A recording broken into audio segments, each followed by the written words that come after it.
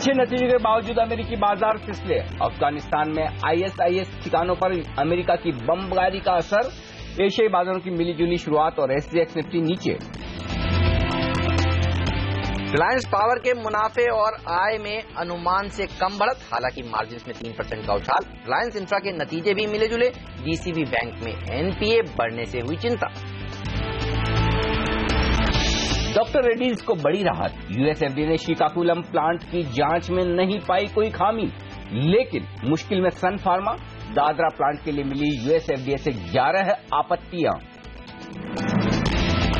ज्यादा एनपीए वाले बैंकों पर रिजर्व बैंक ने कसी ने नकेल। नई गाइडलाइंस के मुताबिक शाखा विस्तार पर लगेगी बंदिश। मैनेजमेंट की सैलरी पर भी पड़ेगा असर। पेट्रोल और डीजल हुए महंगे। पेट्रोल करीब ₹1.5 और डीजल ₹1 महंगा। कीमतें हुई रविवार से लागू।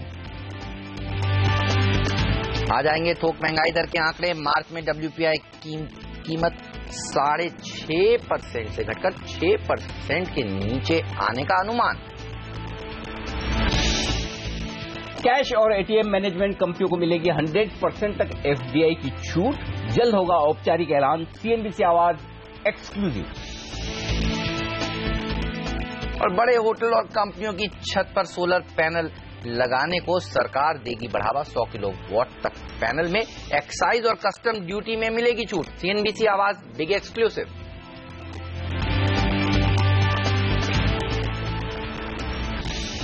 दुनिया भर में राजनीतिक चिंताओं के बीच भारतीय बाजार लंबे वीकेंड के बाद आज खुलेंगे। कमजोरी दिखी है पिछले हफ्ते। क्या ये कमजोरी और आगे बढ़ेगी या फिर होंगे हम रिकवर, और ऐसे में क्या हो आपकी रणनीति, इस पर होगा हमारा खास फोकस। नमस्कार, मार्केट काउंटडाउन में आप सबका स्वागत है। मैं हूं अनिल सिंह। नमस्कार, और मैं हूं हेमंत घई, और हमारे साथ जुड़ रहे हैं हमारे दो खास मेहमान। PowerMyWealth.com के फाउंडर और सीईओ संदीप वागले साहब स्टूडियो में हमारे साथ शामिल है। आपका स्वागत है।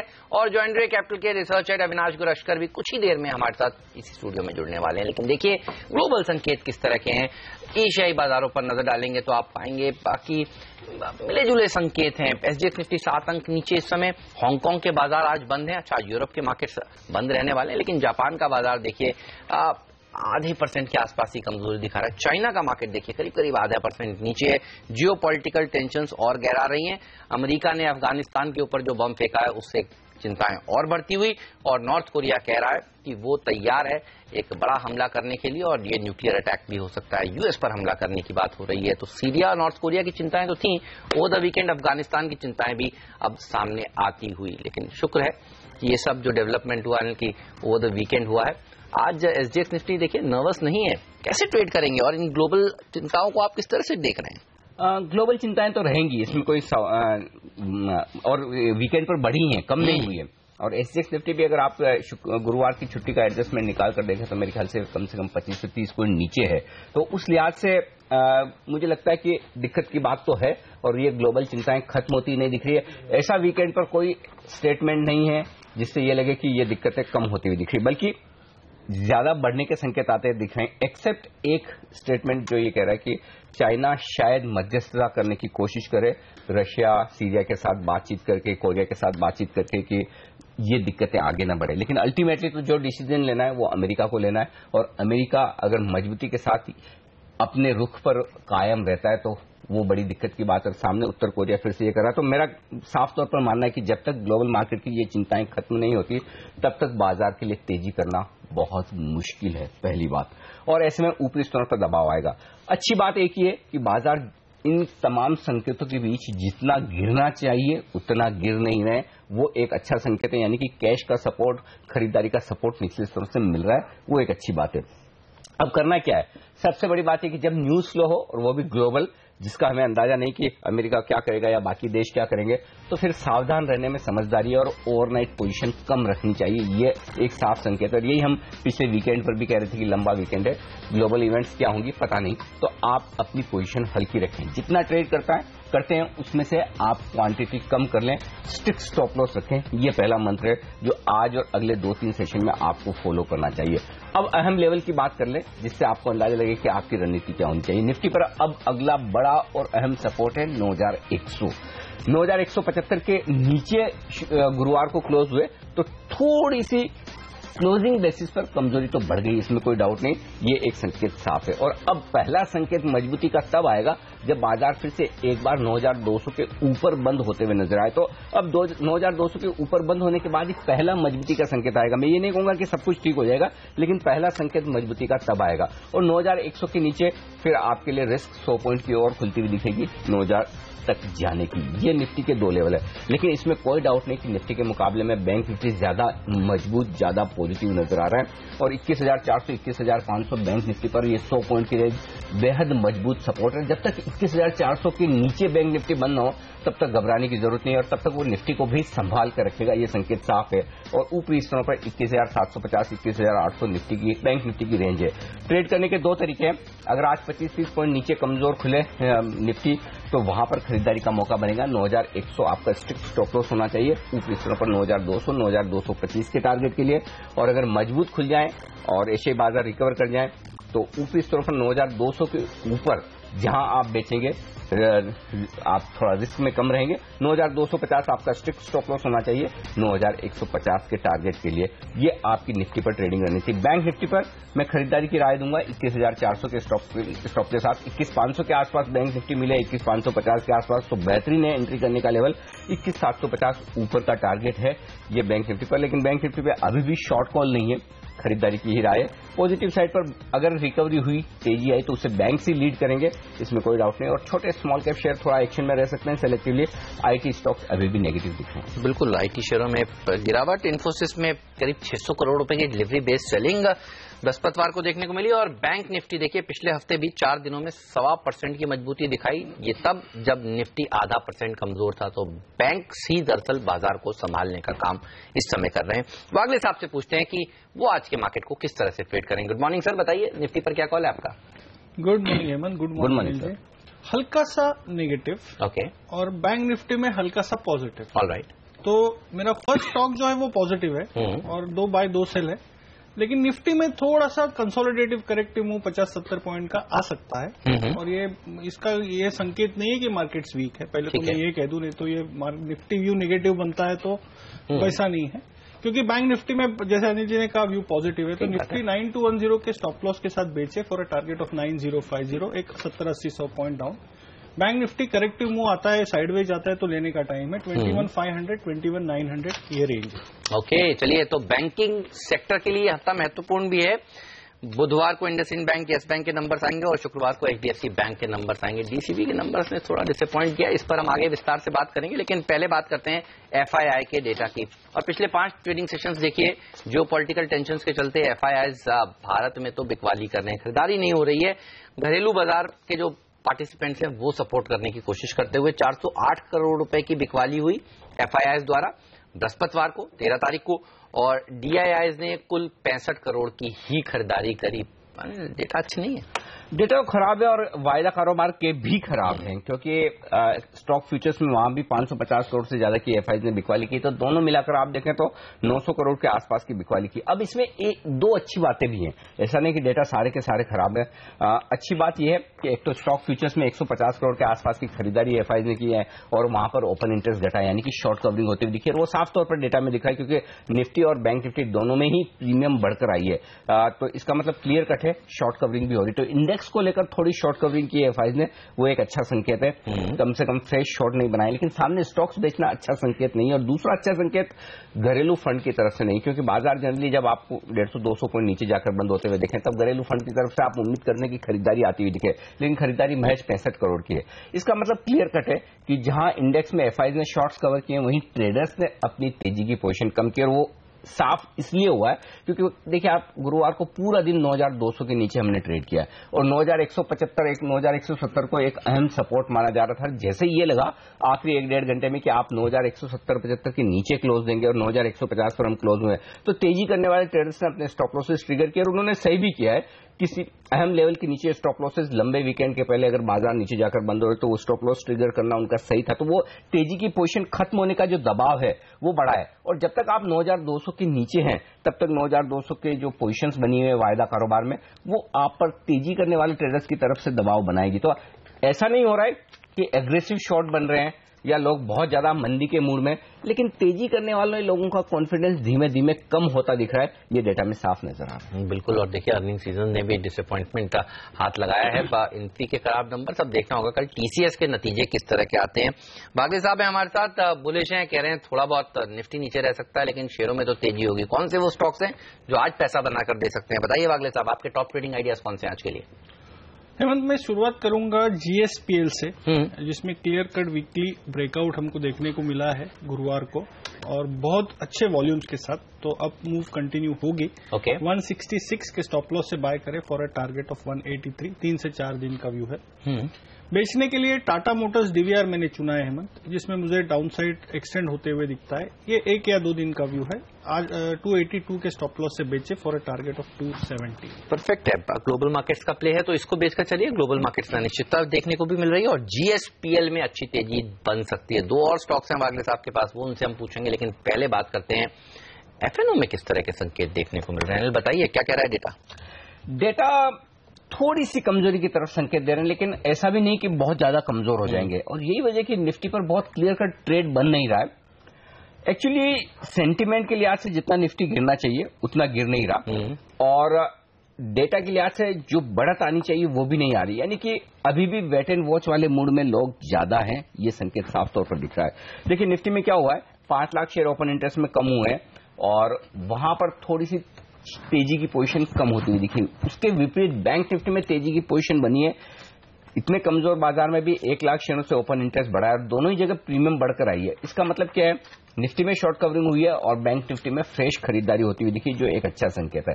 अब क्यों 9200 के ऊपर क्लोज होना जरूरी है, क्योंकि पिछले 2 सेशन से मैं 9200 को निर्णायक लेवल के तौर पर दे रहा था, लेकिन 9200 के ऊपर क्लोज होना इसलिए जरूरी है कि 45 लाख शेयरों का ओपन इंटरेस्ट बना हुआ है वहां पर कॉल्स में, और जब तक आप 9200 के नीचे लगातार बने रहते हैं तो फिर से जिन्होंने कॉल बेचे हैं, यानी कि जिन्होंने मंदी की पोजीशन बनाई है, वो हावी होते हुए दिखेंगे, और जिन्होंने कॉल खरीदे वो अपनी पोजीशन कम करने की कोशिश करेंगे। और गुरुवार को भी देखिए 8 लाख शेयर वहां पर और ओपन इंटरेस्ट में बढ़ते हुए दिखे कॉल्स में। इसका मतलब क्लियर कट है कि 9200 को पार करना इतना आसान अब है नहीं, तो 9200 को पार करके क्लोज होना वो पहला संकेत होगा कि ये आप कहेंगे कि बाजार में थोड़ी सी जान लौटती हुई नजर आ रही, पहली बात।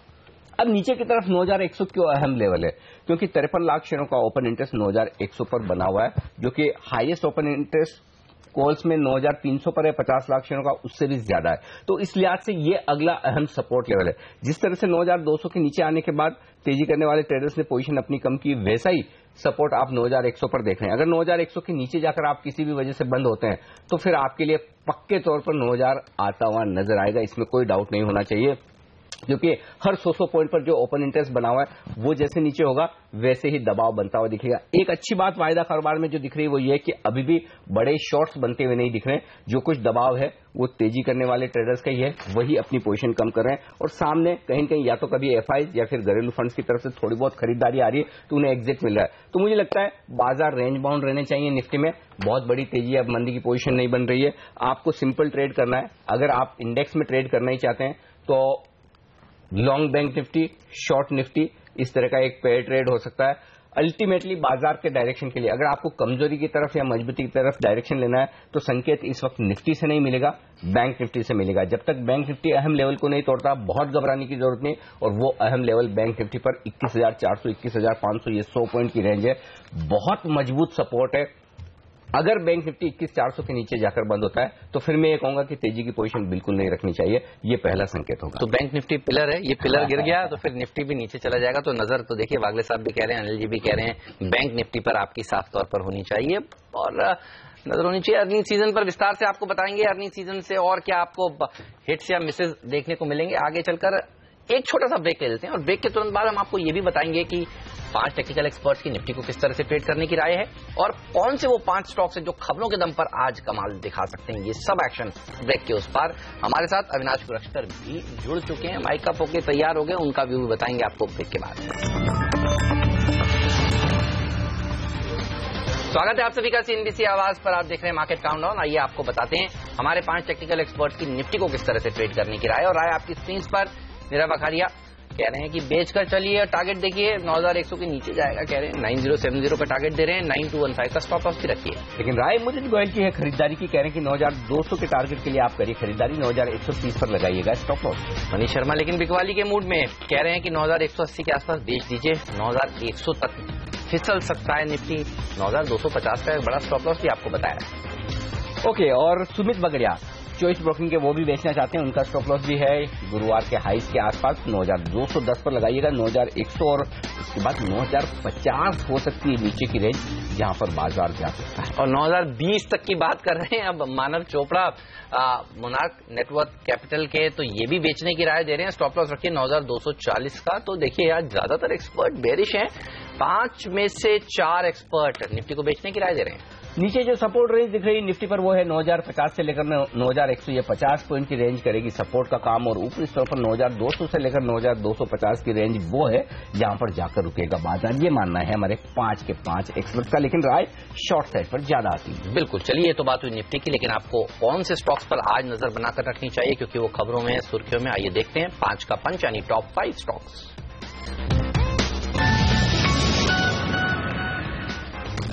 दिग्गज फार्मा शेयर रहेंगे एक्शन में, डॉक्टर रेड्डीज के लिए बड़ी राहत, श्रीकाकुलम प्लांट पर यूएस एफडीए ने जो इंस्पेक्शन किया था उसकी रिपोर्ट आ चुकी है और वहां से कहीं कोई बड़ी गड़बड़ या किसी तरह की कोई खामी नहीं पाई गई और ये बड़ी राहत की बात है, तो स्टॉक दिखेगा एक्शन में तेजी की तरफ। वहीं यूएस एफडीए ने सन फार्मा के दादरा प्लांट पर भी जांच की है, 11 आपत्तियां मिली है, लेकिन ये आपत्तियां कितनी बड़ी और कितनी गंभीर है इसके बारे में अभी तक खुलासा नहीं हुआ, तो मैनेजमेंट की इंतजार रहेगा कमेंट्री का कि वो यूएस एफडीए की इन आपत्तियों पर क्या जवाब देते हैं। लेकिन उससे पहले अगर जवाब नहीं आता तो जाहिर सी बात है कि सन फार्मा के लिए ये एक नेगेटिव खबर है। चलिए तो फार्मा शेयरों पर रखिएगा नजर। इंडियन ह्यूमन पाइप्स का एक कंपनी है, उसको बेंगलुरु से 170 करोड़ रुपए का ऑर्डर हाथ लगा है, तो इस ऑर्डर के चलते ये स्टॉक पर भी नजर रखिएगा आज। बिरला ग्रुप की दिग्गज कंपनी ग्रासिम, यहां पर एफआईज की तरफ से जो निवेश की सीमा है अब 49% कर दी गई है और शेयर होल्डर्स की मंजूरी पहले मिल चुकी थी, आरबीआई की मंजूरी मिलना बाकी थी, अब आरबीआई ने भी इस बात की मंजूरी दे दी है। ये खबर है पॉजिटिव ग्रासिम की। डीसीबी बैंक पर रखिए नजर। देखिए अच्छी रैली देखी जा चुकी है नतीजे आने से पहले और नतीजों में कुछ खास अब बड़े पॉजिटिव दिख नहीं रहे हैं, तो आज यहां पर थोड़ा प्रेशर देखने को मिल सकता है। एनपीए थोड़े से बड़े हैं, एसेट क्वालिटी थोड़ी सी डिटोरिएट हुई है, तो ये स्टॉक आज थोड़ा सा प्रेशर में रह सकता है। आईटीसी, यहां पर खबरें बड़ी इंटरेस्टिंग और टाटा ट्रस्ट के डायरेक्टर है वेंकट रमन साहब, उन्होंने एक पीआईएल दाखिल की है बॉम्बे हाईकोर्ट में। उनका ये कहना है कि जो इंश्योरेंस कंपनियां, खासतौर से सरकारी इंश्योरेंस कंपनियां, खासतौर से दिग्गज एलआईसी, उन्हें क्या जरूरत है कि वो आईटीसी जैसे शेयरों में पैसा लगाए। एक और वो इंश्योरेंस का कारोबार करते हैं, दूसरी तरफ आईटीसी जैसे तंबाकू बेचने वाली, तंबाकू प्रोडक्ट बेचने वाली कंपनियों में पैसा लगाते हैं। इस पर उन्होंने सवाल उठाए। देखते हैं किस तरह के डिसीजंस आगे आते हैं, वक्त लगेगा, लेकिन स्टॉक के लिए थोड़ी सी कह सकते हैं कि सेंटीमेंट के लिहाज से खबर है, लेकिन कोई बहुत बड़ा असर पड़ेगा ऐसा लगता नहीं। बिल्कुल।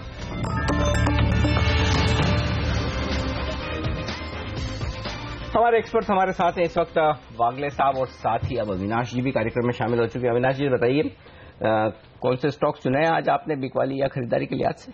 नहीं, आई थिंक खरीदने की बात करेंगे तो Anil ji oil marketing companies में हमको आईओसी और एचपीसीएल दोनों पसंद है। हमको लग रहा है कि इनके Q4 के नंबर्स काफी जोरदार आएंगे, प्लस जेआरएम्स को लेके हमको लग रहा है कि अच्छी बढ़त देखने को मिलेगी।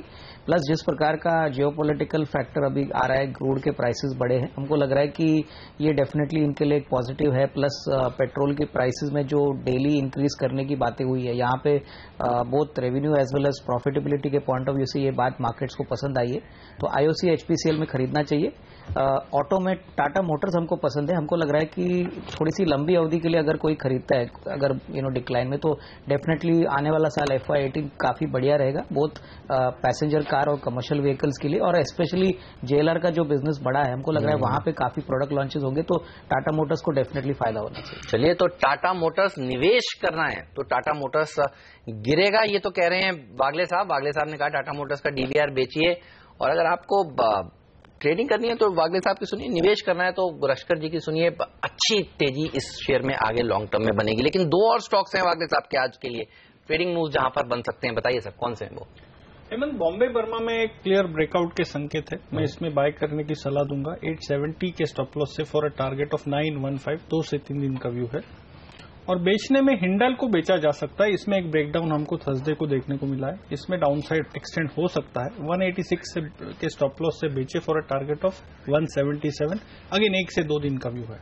ओके, चलिए, तो ये स्टॉक्स गिर सकते हैं। हिंडाल्को, टाटा मोटर्स, पीवीआर दोनों ग्लोबल मार्केट्स के साथ चलते और गिरते हैं, तो यहां पर प्रेशर बन सकता है। बॉम्बे वर्मा पर रखिएगा नजर, अच्छी तेजी बनेगी। 5% की रैली बृहस्पतिवार को स्टॉक में देखने को मिलती है। लेंगे एक छोटा सा ब्रेक और ब्रेक के बाद आपको बताएंगे ब्रोकरेज हाउसेस कौन से स्टॉक्स पर बुलिश या बेरिश हैं और हमारे एक्सपर्ट्स के बाकी के पिक्स भी लेकर आएंगे। आप देखते रहिए सीएनबीसी आवाज।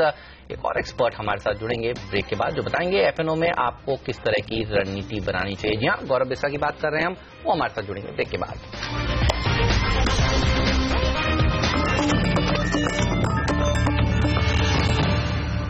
स्वागत है आप सभी का सीएनबीसी आवाज पर। आप देख रहे हैं मार्केट काउंटडाउन। और इन्फोसिस ने निराश किया था। ब्रोकरेज हाउसेस के रिपोर्ट्स क्या निकल कर आ रही हैं नतीजों के बाद। चलिए सीधे चलते हैं नियति के पास और जानते हैं। नियति, बताइए क्या कह रहे हैं ब्रोकरेज हाउसेस इन्फी पर। खराब नंबर्स और खराब डाउनग्रेड, और जिस तरह से नंबर्स खराब थे, गाइडेंस इतना कमजोर था, और ब्रोकरेज जाहिर सी बात है कि अपने टारगेट प्राइस घटा रहे हैं। जेफरीज ने अपना निवेश की सलाह तो मेंटेन करी है, लेकिन 1220 से घटा करके अपना लक्ष्य 1100 रुपए का कर दिया है। वैल्यूएशन के हिसाब से अभी भी आईटी स्टॉक्स में इन्फोसिस काफी ज्यादा सस्ता इनको लग रहा है, और जितने भी बाय की रेटिंग्स हैं या फिर टारगेट प्राइस हैं वो इसीलिए ऊपर के हैं क्योंकि अभी भी इनएक्सपेंसिव है, यानी सस्ता है। मैक्वायरी अपना आउट परफॉर्म की रेटिंग मेंटेन करा है। 1170 का इनका लक्ष्य था, घटा के इन्होंने 1060 का कर दिया है। कोटक क्योंकि सस्ता शेयर है इसलिए निवेश करने की सलाह दे रहे हैं। टारगेट प्राइस इन्होंने 1140 से घटा करके 1015 का कर दिया है। ईपीएस अनुमान काफी लंबे चौड़े इन्होंने घटाए हैं। 4 से 5% अगले 2 साल में ईपीएस घट सकता है। सीएलएसए लेकिन तगड़े तौर पर अंडर परफॉर्म की रेटिंग दे रहा है। बिकवाली करके चलिए। टारगेट प्राइस इन्होंने 7% घटा दिया है, अब घटा के इन्होंने 990 रुपए का कर दिया है। रेवेन्यू एस्टिमेट्स 1 से 1.5% घटा रहे हैं। अर्निंग्स एस्टिमेट्स 4 से 5% घटा रहे हैं। टारगेट मल्टीपल्स घटा करके इन्होंने 14.5 का कर दिया है। सिटीज का इससे ज्यादा खराब टारगेट दे रहा है। 1050 का इनका लक्ष्य था, घटा करके 980 रुपए का कर दिया है। और सबसे खराब टारगेट प्राइस डॉयचे बैंक का है, होल्ड करने की सलाह दे रहे हैं टारगेट प्राइस, लेकिन 1100 रुपए से घटा के सीधे 970 रुपए का कर दिया है। मौजूदा भाव से भी लगभग मौजूदा भाव के आसपास अब इनका टारगेट प्राइस आ गया है, लेकिन 970 सबसे बेयरिश टारगेट है आज इन्फोसिस पर। ओके, तो इन्फोसिस पर बड़े डाउनग्रेड और डॉयचे बैंक 970 भाव देखिए, भाव सीएलए से 990 सबके भाव बहुत लेट है। लेट है, थोड़े लेट है, देर आए दुरुस्त आए। चलो पहले भाव गिरेगा, रिपोर्ट्स बाद में आएंगी ऐसा लगता है, लेकिन आ रही हैं डाउनग्रेड वाली रिपोर्ट। ये सही है। बताएं इन्फोसिस के अलावा और कौन सी रिपोर्ट्स है आज आपके पास नीति? डाउनग्रेड से घबराइए मत, बहुत सारे अपग्रेड्स भी आज। पीवीआर को अपग्रेड कर रहा है यूबीएस, निवेश करने की सलाह दे रहा है। 1500 रुपए से बढ़ाकर के लक्ष्य इन्होंने 1850 रुपए का कर दिया है। मौजूदा भाव से 18% की तेजी आपको ये शेयर दिखा सकता है। बैलेंस शीट बहुत स्ट्रांग है, नंबर्स इनके अच्छे आने वाले हैं, लगातार अच्छी रिलीजेस हो रही हैं। 1850 रुपए के लिए आपको निवेश करना चाहिए। पीवीआर में टाइटन पे एक बड़ा अपग्रेड आया है। मॉर्गन स्टैनली का ओवरवेट का कॉल इन्होंने मेंटेन किया है। टारगेट प्राइस 530 रुपए से बढ़ा करके इन्होंने 550 रुपए का कर दिया है। 14% मौजूदा भाव से ये तेजी शेयर दिखा सकता है। FY19 के अर्निंग्स में 11 से 13% कंसेंसस से ऊपर इनके एस्टिमेट्स है। अगले 2 साल के ईपीएस अनुमान इनका अनुमान है 21% की ये CAGR क्लॉक करेंगे। अर्निंग्स ज्वेलरी सेगमेंट की रेवेन्यू ग्रोथ काफी बेहतर होगी, 15% से बढ़कर 18% आ सकती है। अर्निंग्स के एस्टिमेट्स 4% बढ़ा रहे हैं क्योंकि चौथी तिमाही के नतीजे बेहद शानदार आने वाले हैं टाइटन का, इसलिए 550 रुपए के लिए आपको निवेश करना चाहिए। मॉर्गन स्टैनली कह रहा है। आज बैंक्स पर बैंक ऑफ बड़ौदा पे काफी बुलिश है। यूबीएस अपग्रेड कर रहा है, न्यूट्रल से रेटिंग बढ़ा करके बाय यानी निवेश करने की सलाह दे रहे हैं। 170 का टारगेट था, बढ़ा के इन्होंने 240 रुपए का कर दिया है। 36% की तेजी ये शेयर दिखा सकता है क्योंकि ऑपरेटिंग मेट्रिक्स इनको बहुत शानदार लग रहे हैं। टर्न अराउंड होगा अगर पूरे ही बैंकिंग स्पेस में किसी का होगा तो बैंक ऑफ बड़ौदा का है। निवेश करके चलिए 240 रुपए का लक्ष्य। ऑटो स्पेस में आज क्रेडिट स्विस की प्रीव्यू का एक रिपोर्ट आया है। जिस तरह से नंबर्स कमजोर आने वाले हैं उस पर इन्होंने हाईलाइट किया है क्योंकि BS3 से BS4 में इन्होंने शिफ्ट किया है और कमोडिटी की कीमतें काफी ज्यादा ऊंची थी, उसका अब असर इस तिमाही पे दिखेगा। मारुति और आयशर क्योंकि डिमांड काफी ज्यादा मजबूत है इसलिए इनके नतीजे अच्छे आएंगे। टीवीएस, M&M और हीरो मोटो, इनको सबसे ज्यादा इम्पैक्ट होगा और इनके जो प्रॉफिट्स है वो डबल डिजिट डिक्लाइन करेंगे, यानी 10% से ज्यादा गिरावट इनके प्रॉफिट्स में आ सकती है। बजाज और अशोक लीलैंड पर भी असर पड़ेगा, लेकिन ऑटो कंपोनेंट कंपनी में सबसे अच्छे नतीजे मदरसन सुमी पे आएंगे, लेकिन टीवीएस, एमएनएम और हीरो मोटो इन तीनों के नतीजे बेहद खराब आएंगे चौथी तिमाही में। चलिए, तो ऑटो कंपनियों के ऊपर नजर रखनी होगी इस बार नतीजों के लिहाज से। शुक्रिया नीति आपका इस जानकारी के लिए। लेकिन एक स्टॉक का पीवीआर दौड़ लगाता ही जा रहा है। पहले सीएलएसओ को बहुत पसंद था और अब आप देखिए यूबीएस कह रहा है 1850 के टारगेट 3 डिजिट में काफी समय बिताने के बाद जब से 4 डिजिट में आया, दौड़ लगाता ही जा रहा है वागले साहब। तो देखिए 1850 के टारगेट यूबीएस दे रहा है। आपके चार्ट्स क्या दे रहे हैं टारगेट्स, बताइए। हेमंत, मुझे तो याद है ये हमने जून 2016 में लगभग 1000 के लेवल पे बात एग्जैक्टली और वहां से वन वे लास्ट हमने बात की थी 1300 में और अभी मैं कहता हूं कि थोड़ा सा लेट हो गया। In terms of financial risk to reward नहीं मैच होगा। अगर मैं अभी बोलूं 1600 में बाय करे और स्टॉप लॉस बैठेगा 1200 का, जिन्होंने तब लिया था बेच लें या होल्ड करें? हाँ, 1800 तक तो होल्ड करें और ट्रेलिंग स्टॉप लॉस जो कि 1400 का बनेगा वो डाल के करें। ओके, तो पीवीआर में अभी भी तेजी बनेगी, लेकिन टाइटन डिमोनेटाइजेशन का कोई असर हो नहीं रहा। एक के बाद एक अपग्रेड आ रहे हैं। हालांकि 550-20 रुपए यहां से 14-15% की अपसाइड का टारगेट दिया है मॉर्गन ने। यहां पर क्या रहा है, क्या खरीदना चाहिए? अविनाश, क्या कहेंगे आप? नहीं, बिल्कुल मुझे लग रहा है कि डिमोनेटाइजेशन का इम्पैक्ट टाइटन को इसलिए नहीं हुआ क्योंकि इनके सारे ज्यादातर सेल्स चेक पेमेंट से ही होते थे। इनफैक्ट डिमोनेटाइजेशन से इनको ज्यादातर फायदा ही हुआ है और इनका जो ब्रांड है वहां पे प्राइसिंग पावर काफी स्ट्रांग है। तो हमको लग रहा है कि not only fourth quarter but FY18 भी अनिल जी टाइटन के लिए काफी अच्छा आना चाहिए, both margin as well as top line के फ्रंट पे। तो मेरे ख्याल से कोई गिरावट अगर मिलती है, अगर मार्केट्स खराब है तो इसमें डेफिनेटली एक्यूमुलेट करने का मौका होगा। खरीद लीजिए टाइटन, आप होल्ड करिए। अच्छा प्रदर्शन ये शेयर आगे भी दिखाने वाला है।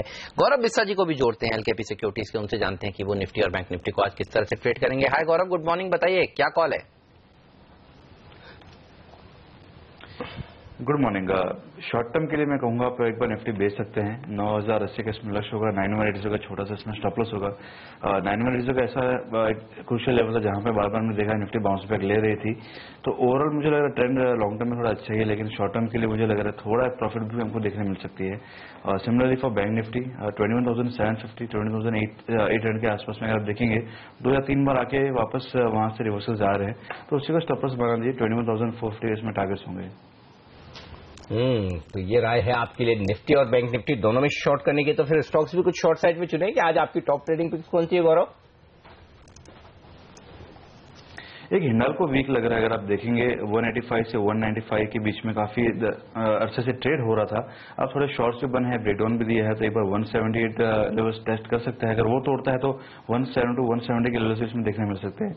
186.5 के स्टॉप लॉस से आप इसको बेच सकते हैं। टाटा मोटर्स फ्यूचर्स अगर आप देखेंगे ऊपरी लेवल से काफी अच्छे शॉर्ट्स बन रहे हैं, क्रूशियल सपोर्ट लेवल से तोड़ते आ रहा है। तो मुझे लगता है अब यहाँ पे विपल देखने मिल सकती है। 435 का लक्ष्य होगा, 462 के स्टॉप लॉस आप इसको बेच सकते हैं। टाटा मोटर तो हमारे एक और एक्सपर्ट संदीप वागले साहब टाटा मोटर्स की डीवीआर को बेचने की बात कर रहे थे और गौरव कह रहे हैं कि टाटा मोटर्स को ही बेच लिए, तो दोनों स्टॉक्स दबाव में रहेंगे। लेकिन अगर आपको निवेश करना है लॉन्ग टर्म के लिए तो अविनाश गुरश्कर जी की राय भी इसी शेयर को नीचे में खरीदने की है, ध्यान रखिएगा। चलिए, तो बात हुई टॉप ट्रेडिंग आइडियाज की, लेकिन डीसीबी बैंक, अविनाश एक्सपेक्टेशंस बहुत बड़ी बड़ी थी, नंबर्स कैसे लगे, डिसअपॉइंट हुए आप? नहीं, इनफैक्ट अगर हम एनआई ग्रोथ देखें तो डेफिनेटली काफी स्ट्रांग ग्रोथ आया है, करीबन 30% का ग्रोथ आया, लेकिन प्रोविजनिंग इस बार हेमंत मेरे ख्याल से उम्मीद से ज्यादा आ गई है और इसलिए प्रॉफिटेबिलिटी नेट लेवल पे काफी सिग्निफिकेंटली गिरी है। मेरे ख्याल से अगर ये वन टाइम है तो डेफिनेटली एक अच्छी बात है, क्योंकि डीसीबी उन बैंकों में से है जहां पे रिटेल एज वेल एज इनका खासा ग्रोथ भी अच्छा है। तो हमको लग रहा है कि अगर गिरावट में कोई किसी को medium to long term view लेना है तो मेरे ख्याल से इसको जरूर एक्यूमुलेट करना चाहिए, क्योंकि हमको लग रहा है FY18 का साल डेफिनेटली अच्छा होगा। बट हाँ, Q4 के नंबर्स डेफिनेटली उम्मीद से खराब आ गए। ओके, तो नंबर्स थोड़े से डीले से आए हैं, देखना होगा आज तो कितना गिरता है। चार्ट पर क्या सिचुएशन है वागले साहब? अभी भी पैटर्न अनिल जी बहुत ही पॉजिटिव है। हाँ, मैं ये नहीं कहता कि गिरेगा नहीं, गिरेगा तो ये बाइंग अपॉर्चुनिटी होगी। 170 160 ये मेरे लिए बाइंग रेंज होगा, 150 का स्टॉप लॉस होगा और मुझे लगता है ये 220 230 के 6 से 12 महीने का व्यू है। ओके, तो आज की गिरावट में कह रहे खरीदारी, ये कह रहे हैं वागले साहब, देखना होगा डीसीबी पर किस तरह का इम्पैक्ट आज के सेशन में दिखता है। लेकिन फार्मा शेयर रहेंगे एक्शन में। ढेर सारी खबरें, ढेर सारा एक्शन यूएसएफडी की तरफ से भी है। बाजार में क्या एक्शन होगा और कैसे करें ट्रेड, आप डॉक्टर टोरेंट और साथ ही सन फार्मा को बताएंगे इस छोटे से ब्रेक के बाद। स्वागत है आप सभी का सीएनबीसी आवाज पर। और अब बात करते हैं सीएनबीसी आवाज की एक्सक्लूसिव खबर की। बैंकों से एटीएम तक कैश ले जाने वाली कंपनियों या फिर कैश मैनेजमेंट से जुड़ी हुई कंपनियां हो, अब इनमें 100% तक एफडीआई की छूट मिल सकती है। सीएनबीसी आवाज को मिली एक्सक्लूसिव जानकारी के मुताबिक सरकार जल्द ही इसका औपचारिक ऐलान कर सकती है। इस पूरी खबर को जानते हैं हमारे ब्यूरो चीफ लक्ष्मण रॉय से। लक्ष्मण, बताइए क्या है पूरी खबर। दरअसल प्रस्ताव यह है कि जो कंपनियां बैंकों से लेकर एटीएम तक पैसे पहुंचाती हैं या फिर बैंकों के चेस्ट से बैंक के अलग अलग ब्रांच तक पैसे पहुंचाती है, पैसे के रखरखाव का ख्याल रखती हैं, उनको 100% विदेशी निवेश की छूट दी जाए। दरअसल अभी तक कंफ्यूजन ये था कि ये सारी कंपनियां प्राइवेट सिक्योरिटीज एजेंसीज एक्ट के तहत आती हैं और इस एक्ट की शर्तें इन कंपनियों पर लागू होती है। इसका मतलब ये हुआ कि इस एक्ट के आने के तहत आप 49% से ज्यादा एफडीआई नहीं ला सकते हैं। लेकिन पिछले दिनों प्रधानमंत्री कार्यालय में एक बैठक हुई और सूत्र बता रहे हैं कि उस बैठक में इस बात पर सहमति बनी कि ये तमाम कंपनियां, कैश मैनेजमेंट कंपनियां जो है वो प्राइवेट सिक्योरिटीज एजेंसीज एक्ट के तहत नहीं आएंगी और इन पर इस एक्ट की शर्तें लागू नहीं होंगी। यानी अब ये 49% नहीं 100% तक विदेशी निवेश ला सकती हैं। इस बात का औपचारिक ऐलान जल्द किया जाएगा और इसका फायदा ये होगा कि सरकार जितनी तेजी से फाइनेंशियल इंक्लूजन की तरफ बढ़ रही है, कैश के रख रखाव की जरूरत उतनी ज्यादा होगी। अभी ही ये कंपनियां रोजाना करीब 40,000 करोड़ रुपए से ज्यादा के कैश का रख रखाव करती हैं। अब चूंकि फाइनेंशियल इंक्लूजन होगा तो इसकी जरूरतें ज्यादा पड़ेंगी, इस सेक्टर में ज्यादा पूंजी की जरूरत है। तो एफडीआई का रास्ता खोलने से पूंजी की दिक्कत दूर होगी। अभी सीएमएस, एसआईएस जैसे सिक्योरिटीज कंपनियां जो है कैश मैनेजमेंट का कारोबार करती हैं और माना यह भी जा रहा है कि इससे अप्रत्यक्ष तौर पर जो कंपनियां जुड़ी हुई हैं, चाहे टीवीएस इलेक्ट्रॉनिक्स की बात कर दें, आईटीआई की बात करें जो कैश काउंटिंग मशीन बनाती है, असली करेंसी की पहचान करने वाली मशीन बनाती है, ऐसी कंपनियों को भी इस एफडीआई का फायदा मिलेगा। ओके, तो इंटरेस्टिंग खबर। जो कैश मैनेजमेंट का कारोबार करने वाली कंपनियां, यानी कि बैंक्स के एटीएम में जो कैश भरा जाता है उसे लाने ले जाने का काम जो करती है कंपनियां, उन कंपनियों में विदेशी निवेश आ सकता है 100%। दोनों के लिए दरअसल जो एटीएम मशीन बनाती हैं और जो कैश मैनेज काम करती हैं, तो दो हैं खबरें। एक तो है जो एटीएम मशीन और सॉफ्ट जो नोट गिनने वाली मशीनें हैं जो ये बनाती हैं उनके लिए भी, और जो आप बता रहे हैं कि ये मैनेजमेंट जो कैश लाने और ले जाने का, ये दोनों ही कंपनियों के लिए दरअसल। तो पहली बात तो ये कि अविनाश जी बताइए, क्या आपको पसंद है इसके चलते कोई स्टॉक? नहीं, मेरे ख्याल से तो ऑलरेडी स्टॉक्स काफी भाग चुके हैं, लेकिन जो कंपनीज है मेरे ख्याल से टीवीएस इसमें सॉफ्टवेयर बनाती है एटीएम मशीन्स में, तो मुझे लग रहा है कि यहाँ पे थोड़ा बहुत बाउंस आपको देखने को मिलेगा। लेकिन बाकी जो कैश मैनेजमेंट वाली जो कंपनियां है वो मुझे नहीं लग रहा है कि कोई पब्लिक लिमिटेड लिस्टेड नहीं है, लिस्टेड कंपनीज नहीं है, तो यहाँ पे कोई ऐसा प्ले मिलेगा नहीं जहाँ पे इस न्यूज का फायदा हमको मिले। अच्छा, इन दोनों में चार्ट किसके बेटर लगते हैं आपको, टीवीएस इलेक्ट्रॉनिक्स के और आईटीआई के? Between the two I will go with TVS. मुझे लगता है ये 250-260 का टारगेट बनता है अगले कुछ महीनों में। अभी 206 है, लेकिन राइट लेवल होगा लगभग 190-180 करेक्टिव मूव पे बाय करना बेटर होगा और 160 का स्टॉप लॉस होगा। ओके, तो टीवीएस के चार्ट ज्यादा बेहतर, ज्यादा मजबूत और स्टॉक काफी एक्शन में रहा भी है। हमारे यहाँ से कई बार अलग अलग लेवल्स पर रिकमेंड भी हुआ है, चाहे स्टॉक 2020 हो, चाहे मेरे ख्याल से जैकपॉट शेयर भी रहा है। 80 रुपए के भाव पर जैकपॉट भी रहा हुआ ये शेयर। जैकपॉट का मुझे याद नहीं आता, लेकिन 80 रुपए के लेवल पर नीरज की टीम में ये था जब डिमोनेटाइजेशन हुआ था। उसके बाद 250-260 तक गया, फिर करेक्ट हुआ और अब फिर 220-25 तक गया और अब फिर से 52 वीक हाइस के पास आता हुआ। अच्छा, आईटीआई ने 52 हफ्ते का उच्चतम स्तर बृहस्पतिवार को ही लगाया और वो शेयर हर रोज देखिए नए लेवल्स। लेकिन जो वाले साहब कह रहे हैं मैं उससे ज्यादा सहमत हूँ कि खरीदना है तो दोनों में से 100% टीवीएस बेहतर, क्योंकि कम से कम बैलेंस शीट तो अच्छी है। आईटीआई की बैलेंस शीट में कुछ है नहीं। मुझे याद है, अगर इफ आई एम राइट, आपने या हेमंत ने पूछा था वो मुझे याद नहीं है, बट नवंबर 2nd-3rd वीक में हमने लगभग इसमें 120-130 के लेवल पे बात की थी और वहां से वो 180 अगले 3-4 हफ्तों में गया था। बिल्कुल, तो चलिए ये दो स्टॉक हैं जहां पर नजर रखिएगा और उनमें से अगर क्वालिटी के लिहाज से और चार्ट के लिहाज से खरीदना हो तो टीवीएस होगा बेहतर। ये वागले साहब की राय है। आइए मानस जायसवाल हमारे साथ जुड़ रहे हैं इस वक्त कार्यक्रम में, उनसे भी पूछते हैं कि उन्होंने आज कौन से स्टॉक चुने हैं ट्रेडिंग के लिहाज से। मानस बताइए आपकी top trading picks. Good morning Anil ji. दो सेल रिकमेंडेशन रहेंगे क्योंकि जिस तरह पहले मैंने लास्ट वीक भी मेंशन किया था कि हाई लेवल पे निफ्टी पे थोड़ा रेजिस्टेंस मिल सकता है और मैं समझता हूँ कि ये करेक्शन थोड़ा सा और एक्सटेंड हो सकता है। तो मेरी राय में 2 सेल रिकमेंडेशन रहेंगे। पहला तो टाटा मोटर्स पे एक सेल कॉल रहेगा, क्योंकि यहाँ बहुत क्लियरली 200 दिनों का मूविंग एवरेज एक बड़ा हर्डल दिखने लगा। लास्ट सेशन में स्टॉक ने 455 के एक इम्पॉर्टेंट सपोर्ट को ब्रेक किया है।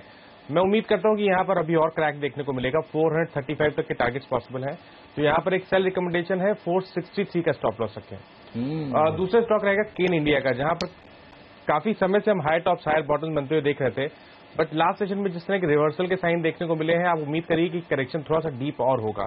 तो यहाँ पर भी एक सेल रिकमेंडेशन रहेगा। टारगेट रहेंगे 283 के, स्टॉप लॉस रहेंगे 301 के।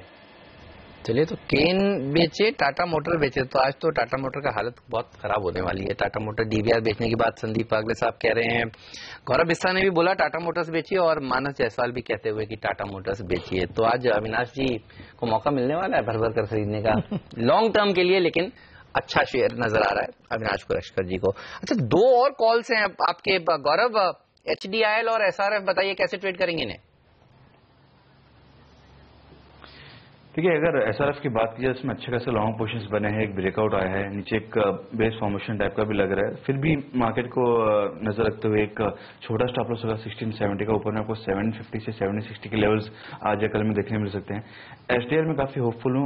रियल स्पेस में काफी अरसे के बाद में अग्रेसिव लॉन्ग पोजीशंस बने हैं। जो भी थोड़ी बहुत गिरावट इसमें देखने मिलती है, थोड़ी बहुत प्रॉफिट बुकिंग है, लॉन्ग्स अभी भी इसमें बरकरार है। और 85 के पुट ऑप्शन में अच्छी खासी सेलिंग हुई थी। अगर सस्टेन होता है तो मुझे लगता है ये सीरीज में आपको 92 से 93 के लेवल्स एक बार देखने मिल सकते हैं। तो वो लिहाज से 90 का कॉल ऑप्शन आप बाय कर सकते हैं। 3.5 का लक्ष्य होगा और 50 पैसे का इसमें स्टॉप लॉस होगा।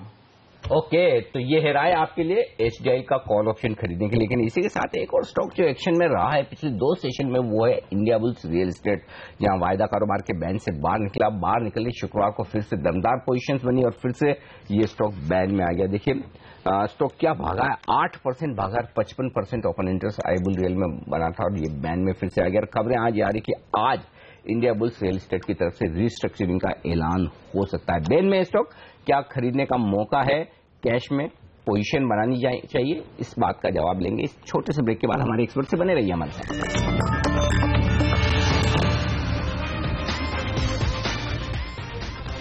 ब्रेक के बाद एक बार फिर से आप सबका स्वागत है और फोकस करेंगे अब उस स्टॉक पर जहां पर एक्शन पिछले 2 सेशन में जबरदस्त हुआ है। India bulls real estate 2 session में बड़ी तेज दौड़ लगाई है। हफ्ते भर का चार्ट आपके सामने हाजिर करते हैं, उससे आपको अंदाजा लगेगा कि मार्केट को किस तरह से भनक थी कि कुछ न कुछ बड़ा डेवलपमेंट होता हुआ दिखेगा। और हम पिछले हफ्ते बात भी कर रहे थे कि रिस्ट्रक्चरिंग की खबरें चल रही है और अब आप देखिए कि आज जो खबरें आ रही है, अभी भी सोर्स बेस्ड खबरें हैं, हालांकि कुछ कंफर्म होना बाकी है कंपनी से, लेकिन आज इंडिया बुल्स रियल एस्टेट में रिस्ट्रक्चरिंग का ऐलान हो सकता है। 55% ओपन इंटरेस्ट बढ़ा था गुरुवार को और 8% स्टॉक मजबूत होकर बंद हुआ है। 7 दिन में 22% की तेजी हुई। क्या कहेंगे अविनाश, क्या आईबुल रियल खरीदना चाहिए इस रिस्ट्रक्चरिंग की खबर के चलते या फिर देर हो चुकी है? नहीं, मुझे लग रहा है कि अभी भी रिस्क रिवॉर्ड रेशियो अगर लंबी अवधि के लिए अगर हम बात करें तो डेफिनेटली इसमें और रिस्क रिवॉर्ड आ सकता है। बट हालांकि स्टॉक काफी जोर से भागा है। मुझे लग रहा है कि क्लियरली क्या रिस्ट्रक्चरिंग प्लान है वो एक बार बाहर आने के बाद एक मीडियम टर्म पोजीशन ली जा सकती है। हालांकि इसमें डेफिनेटली कोई दोहराए नहीं है कि ये रिस्ट्रक्चरिंग के न्यूज पे ही ये स्टॉक बढ़ गया है।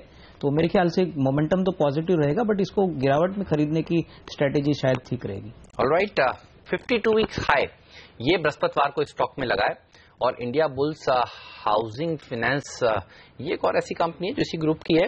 इन दोनों के चार्ट्स पर नजर डालकर बताइए वागले साहब, हम बृहस्पतिवार को भी इस शेयर की बात कर रहे थे। इनफैक्ट पिछले हफ्ते 2-3 बार इस शेयर पर चर्चा हुई है और अच्छी तेजी बनी है, और दौड़ लगा सकता है क्या? अब अगर मुझे पूछे कौन सा बेटर है, pattern wise India bulls real estate में ज्यादा मोमेंटम है, मुझे 150 तक का व्यू बैठता है, लेकिन ये भी अच्छा है। लेकिन between the two I think I will still go with India bulls real estate. 150 positional view होगा, हाँ, 3 से 6 महीने का।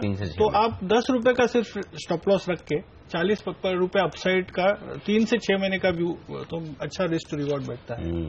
लेकिन दिक्कत ये कि इस सीरीज में अब इसका बैन से बाहर निकलना मुश्किल है। अगर आज पोजीशन कम हो जाए, क्योंकि बड़ा भी पोजीशन जबरदस्त 55% एक साथ। गौरव, क्या कहेंगे आप, आईबुल रियल कैश में खरीदा जाए या फिर अब आईबुल रियल तो खरीद नहीं पाएंगे लोग, तो फिर HDL आपने कॉल ऑप्शन खरीदने के कहा है, DLF मजबूत दिख रहा है, क्या करना चाहिए? मेरे हिसाब से कैश में आप ले सकते हैं और मैं सहमत हूं कि काफी मोमेंटम स्ट्रांग है, ब्रेकआउट्स है। 100 के कॉल ऑप्शन में 6-7 महीने से कंसिस्टेंटली हाई कॉन्सेंट्रेशन थे तो उसके ऊपर ट्रेड कर रहा था। मुझे लगता है अब यहाँ से मोमेंटम तो है तो इसमें आप बने रह सकते हैं, कैश में बाय कर सकते हैं। ऑलराइट, चलिए तो India bulls real estate cash में खरीदारी करने की राय। मानस, इंडिया बुल्स रियल एस्टेट क्योंकि देखिए बैन में पहुंच गया है, हाउसिंग फाइनेंस कंपनी आपको कैसी लगती है? इसके चार्ट देखकर बताइए आप। देखिए, ज्यादातर हाउसिंग फाइनेंस कंपनियां चार्ट्स पे अच्छी लगती हैं, चाहे वो LIC, GIC हो या इंडिया बुल हाउसिंग फाइनेंस और या तो DHFL। ये 4 स्टॉक तो चार्ट्स पे बेहतरीन लगते हैं। और इंडिया बुल हाउसिंग फाइनेंस की जहां तक बात है, यहाँ पर तो मीडियम टर्म चार्ट्स बेहतर है क्योंकि वहां पर clear high tops higher bottom दिख रहे हैं। पिछले दिनों हमने करेक्शन भी देखा, स्टॉक ने 2 दिन पहले ही 900 के आसपास सपोर्ट दिया, फिर से रिकवरी देखने को मिली। तो मैं तो अभी भी काफी बुलिश हूं स्टॉक पे। शॉर्ट टर्म के लिए कम से कम 1000 रुपए तक के टारगेट्स बिल्कुल रखे जा सकते हैं और करंट लेवल्स पे अगर खरीदारी कर रहे हैं तो 935 का स्टॉप लॉस जरूर रखें। ओके, तो ये है राय आपके लिए इंडिया बुल्स ग्रुप के स्टॉक्स पर एक्शन में है। ये तमाम स्टॉक्स देखना होगा आज किस तरह का और प्रदर्शन ये शेयर कर पाते हैं। वक्त एक छोटे से ब्रेक का और ब्रेक के बाद होगा बाजारों का प्रदर्शन शुरू। बताएंगे आपको प्री ओपनिंग सेशन में कैसी होगी भारतीय बाजारों की शुरुआत। एक बार एशियाई बाजारों पर नजर डाल लीजिए और उससे अंदाजा लगेगा कि आपको किस तरह की आज भारतीय बाजारों की शुरुआत होती हुई नजर आएगी। एसएक्स निफ्टी आपके सामने ले आए इस वक्त, और उससे पहले एशियाई बाजार शंघाई 1% नीचे, हांगकांग में मामूली सी कमजोरी। हांगकांग के बाजार है आज बंद, वहां पर छुट्टी है, तो यही 2 बाजार बड़े हैं जो खुले हुए हैं। और एसएक्स निफ्टी देखिए 3 पॉइंट नीचे 9150, यानी कि लगभग 9130 के आसपास के लेवल, यानी कि 20 पॉइंट के आसपास का नुकसान एसएक्स निफ्टी में एडजस्टमेंट के तौर पर ये आपको नजर आएगा। ब्रेक का वक्त है और ब्रेक के उस पार प्री ओपनिंग सेशन, रुपए की शुरुआत, स्टॉक 2020 का अपडेट और 9:15 से बाजार का पूरा एक्शन हमारे चारों एक्सपर्ट्स के साथ। आप भी बने रहिए, लेकर आएंगे पहला सौदा।